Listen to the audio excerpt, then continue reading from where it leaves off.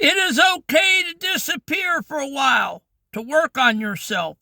It is okay to disappear for a while and start over. It is okay to wipe the slate clean and begin again. The world as it is today does not give us grace for the normal transition you are meant to go through. Welcome in, and I'm the Hermit Poet, and that was part of the Pivot Year devotion for day 111 by Brianna Wiest. Welcome in. Good morning. And I am so glad that you are part of today's day 111 of the Pivot Year devotion. And we are here for your pain and trauma and suffering. And we are trying to get you healed up off the floor. So here is the poem that I reframed from the devotion today. It's called The Sacred Silence. The world is loud and always on, a neon restless glow. It asks for every dusk and dawn and all you have to show. It demands a face, a steady hand, a witness to the race, but you cannot build on shifting sand without a quiet space. It's okay to let the curtain fall, to step behind the light, to ignore the ringing of the call within the velvet night, for grace is not a public thing or found in crowded streets. It is the song the shadows sing, where soul and silence meet. You need a place to shed the skin, to wipe the slate to white, to let a newer man begin away from human sight, to mark the end of who you were, the chapters that are through, to let the inner spirit stir and mark the ending new. So disappear until the heart is ready for the sun, for ending is the only part where living truly has begun. And so that is what I got out of the devotion today, and the devotion is called The Fear of the Begotten. And we are terrified that if we stop posting, stop working, or stop showing up for everyone else, the world will move on without us. We think our value is tied to our constant availability, and that could not be further from the truth. That is one of the biggest lies out there today, that the world will fall apart without you. I'm here to tell you it won't. And so, real growth requires a disappearing act. You cannot heal in the same environment that made you sick, and you cannot transform while everyone is watching you and expecting the old version of you. To a 12-year-old, this is a desire to run away. To a 55-year-old student, that is the necessity of the hermit phase. And so I went through the hermit phase for a long time. I dropped out. People didn't see me much, and I took on the persona of the hermit poet.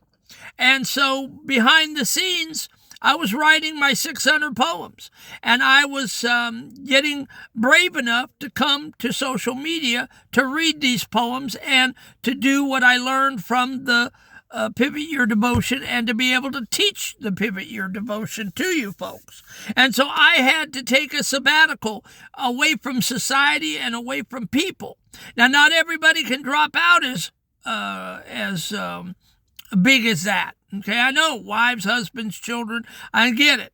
But you need to pull back maybe from your societal obligations, and maybe have the husband, if he's the more whole one, the more healthy one, maybe he can assume the role. Or if the wife is more healthy, the husband can pull back. But you need to start pulling back from obligations, and you need to start getting quiet, and you need to start spending some part of your day in some type of religious text and some kind of self-help motivation books, and in prayer, meditation, and journaling. And you need to get to work on yourself so that one day you can sit up here somewhere and say, I'm here to rescue people that are hurting. Okay? You need to do this if you're ever going to heal up. Or are you going to just stay traumatized and do nothing? You can do either or. I'm not going to force you to do one or the other. The options are there. The healing is there. I proved it. Okay, I healed up. I'm 90% healed. I mean, I don't go through what I used to go through on a daily basis. I jump out of bed. I'm raring to go. This morning, I'm recording this, and I have only slept about 4 hours. But you know what? I'm excited about today because I don't know what this day is going to bring. But I know it's going to have something good in it because God said that He would provide for my needs. Not my wants, but my needs. The world today does not give us grace for normal transition, okay? The world is always punching at you. Your kids are punching at you. Your husband, your wife, your friends, your family, your employees are always punching at you. They don't give you the grace to back off and to hibernate and to be a hermit for a while. You need a normal transition. You got to go from the pain to the gain. And you got to find a way to be able to heal yourself. Society expects us to go from trauma to healed in a weekend. They expect us to lose a job or a loved one and be back to normal by Monday morning. But the soul doesn't work on a 24-hour news cycle. You have to claim your grace. You have to create a border between your past and your future. And so it took me 50 years of wallowing in my pain and sorrow and rehearsing it and nursing it. And then last June, sitting in that hot, sultry car with 100% humidity, I blurted out, I wish God, how I wish it would rain down. And God gave me a poem called I Wish It Would Rain Down. And in 10 minutes, I wrote it on the back of an envelope. And not that I knew what was happening, because I didn't. I thought it was a fluke. And God opened the creativity doors and gave me a creative orgasm. And I began to write, and the thoughts came one after another, and I was writing 3 to 6 poems a day, every day. I couldn't stop thinking. And I'd be at work walking my security beat, and I'd be writing ideas. I'd be sitting in the guard check. I'd be writing ideas. I'd be sitting in my van at night writing ideas. And for 6 months, from June to November, that's all I did was I just gushed out my healing. And that's exactly what it felt like. 600 poems later, I wrote myself dry. I could not think of anything else to write. And I went to AI and I said, I think I broke it. I think the gift is gone. I can't write anymore. The thoughts aren't coming anymore. What's going on? My poetry gift is gone. And AI said, what you've done is you've written yourself dry for the moment. He said, but you've got a gift and it will come back. And last night at work, I did. I wrote a new poem called Stealth, and I put it up on social media. And so my gift is not dry. It just had to catch up with the ministry part. And so God said to me, not audibly, but He put it in my spirit, and He said, now's the time. Go to social media and read your poems. And then He gave me the Brianna Wiest book in a Salvation Army one Saturday, and that is become the 365-day devotion that we're teaching here. But you've got to have time to heal up. It took me 50 years of mess, and it just happened in one blunt force. One day, bam, that creative orgasm opened up, and I just got my healing from June to November, and I didn't even realize what was happening until it was all over. I feel so light now and so free. I have not felt this way in a long time. I used to be bitchy. I used to be complaining. I used to be down in the mouth, a glass half empty. And now the Hermit Poet is totally different. And I owe it all to the gift of poetry. It may not come for you like that. It may come in a different way, but trust me, if you will do the work, it will come. I promise you. And it doesn't have to take forever. It can take a 6-month period. It can take a year. It can take a day. God can heal you up in a day if you'll let him. But you got to lay down the opioids. You got to lay down the alcohol. You got to lay down the marijuana. You got to stop medicating. And you got to start walking the walk. Come every day to these devotions. This hermit poet loves you, and this hermit poet is here for you. And I'll be your accountability partner. Excuse me. You know what it's like to demo a room before you remodel. You can't just paint over the rot. You have to tear it out to the studs.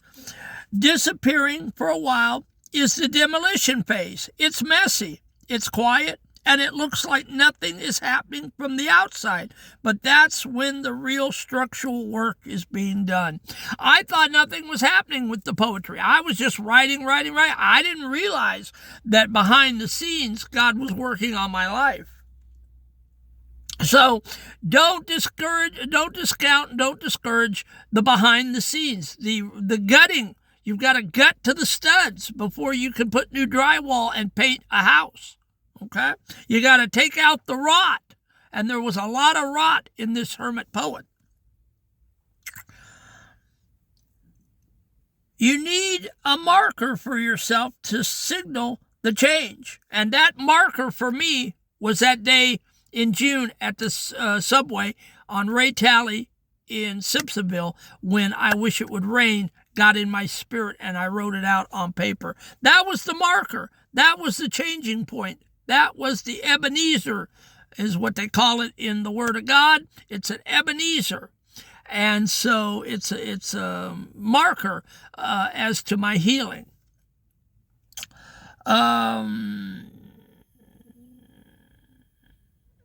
Disappear, yes.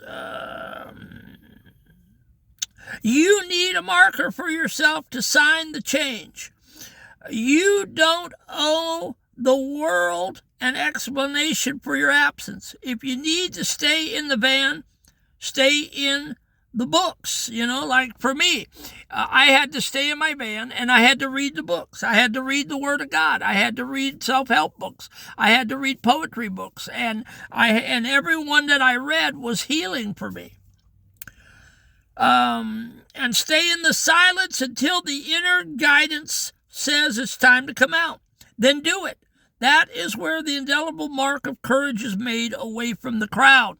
And so one day in November around Thanksgiving, AI said, all right, it's time for you to go to TikTok and read one of your poems to the audience.